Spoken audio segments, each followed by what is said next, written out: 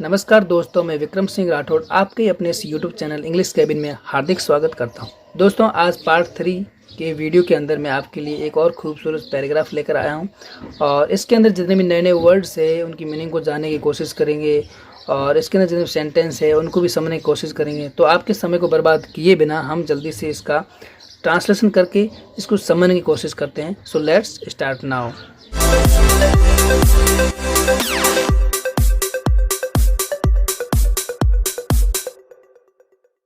देखो दोस्तों, आज हम जिस पैराग्राफ का ट्रांसलेशन करने वाले हैं वो है 11 नंबर का पैराग्राफ। हम यहाँ से लेकर यहाँ तक इसको पूरा ट्रांसलेट करेंगे और समझेंगे एक एक वर्ड को। तो करते हैं शुरू।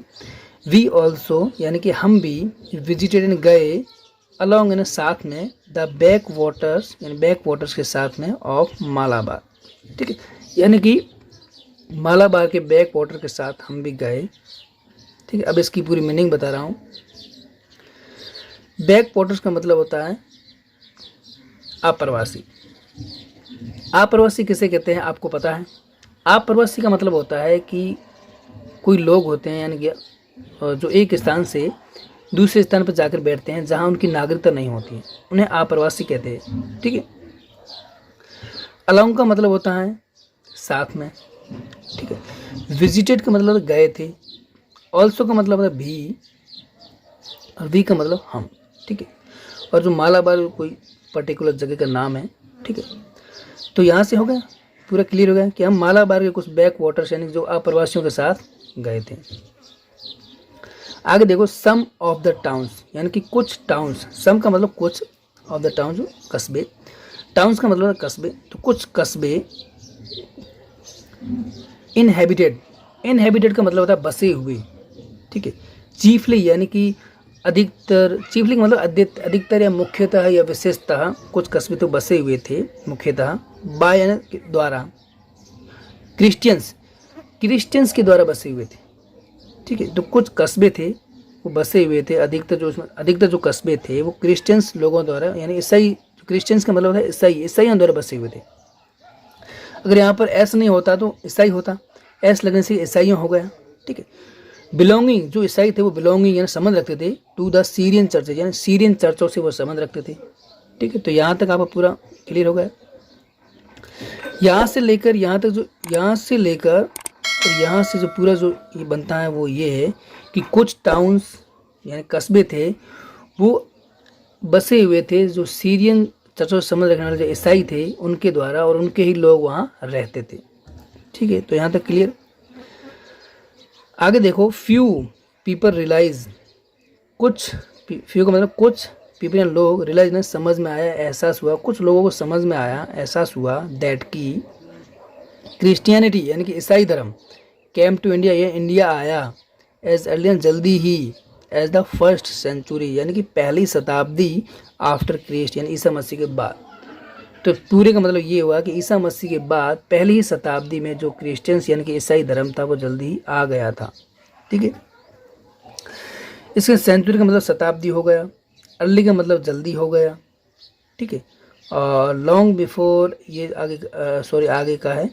और उसके बाद में मैंने क्या बताया था, पीपल्स का मतलब लोग हो गया, फ्यू का मतलब कुछ हो गया, कैम का मतलब आए। ठीक है, आया था मतलब, ओके। आगे देखो, लॉन्ग बिफोर यानी बहुत पहले, लॉन्ग बिफोर का मतलब है बहुत पहले, यूरोप यानी कि यूरोप बहुत पहले, टर्नेड टू इट, अब टर्नेड टू इट यानी इसकी यूरोप की ओर मुड़ने से बहुत पहले। अब इसके किसकी, जो ये ईसाई धर्म था इसका यूरोप की ओर मुड़ने से बहुत पहले, टर्नेड टू इट यानी कि यूरोप का, लॉन्ग बिफोर में बहुत पहले, इसकी यूरोप की ओर मुड़ने से बहुत पहले, एंड और स्टेब्लिश्ड यानी कि स्थापित किया, ए फर्म होल्ड, फर्म होल्ड का मतलब है मजबूत पकड़, फर्म का मतलब दर्द, फर्म का मतलब दर्द। ठीक है, होल्ड एंड पकड़ना, तो मजबूत पकड़ इन साउथ इंडियन यानी दक्षिणी भारत में उसने अपना मजबूत पकड़ स्थापित कर ली थी। ऑल दो यानी हालांकि, दीज यानी कि इन, क्रिश्चियंस है यानी कि ईसाइयों के पास, देयर यानी उनका, रिलीजियस यानी कि धार्मिक, हेड यानी कि प्रमुख, हालांकि इन ईसाइयों के पास अपना धार्मिक प्रमुख है। ठीक है, ऑल दो का मतलब हालांकि, दीज यानी इन, हैव यानी इनके पास है। ठीक है, हैव का मतलब पास है, और देयर यानी कि उनका रिलीजियस यानी कि धार्मिक, हेड यानी कि जो प्रमुख होता है इनका, ठीक है। इन, अब देखो इन, यहाँ से इन आ रहा है, इनका मतलब होता है जो इनका धार्मिक प्रमुख है वो रहता है, ठीक है। इन एंटियोक, एंटियोक का मतलब होता है अंताकिया। अंताकिया एक पहले के ज़माने में एक बहुत बड़ा साम्राज्य हुआ करता था, ठीक है, जिसके अंदर आज बहुत सारे देश आते हैं, जैसे जर्मनी वगैरह बहुत सारे देश आते हैं। तो ये बोल रहा है कि वो अंताकिया में रहता है, ठीक है, और या समवेयर इन सीरिया, या सीरिया के अंदर कहीं रहता है, ठीक है, या सीरिया के अंदर कहीं है वो, मतलब जो उनका धार्मिक प्रमुख है, ठीक है। तो यहाँ तक रिलीजियस का मतलब धार्मिक हो गया, हेड का प्रमुख हो गया, तो आपको समझ में आ गया।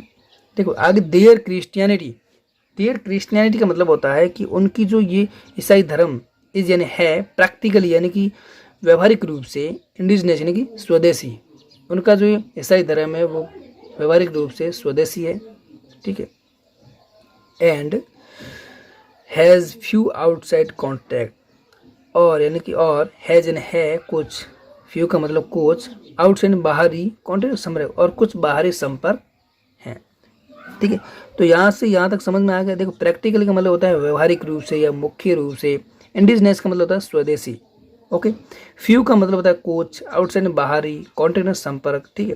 तो ये पूरा आपको समझ में आ गया, ठीक है। तो थैंक यू गाइज। मेरा ये वीडियो कैसा लगा? अगर आपको अच्छा लगा तो आप इसे लाइक करें, कमेंट करें और हमारे चैनल को सब्सक्राइब करें, और आगे आप दोस्तों के साथ शेयर करें। जब तक अपना ध्यान रखना। Thank you guys so much. Stay safe, stay healthy.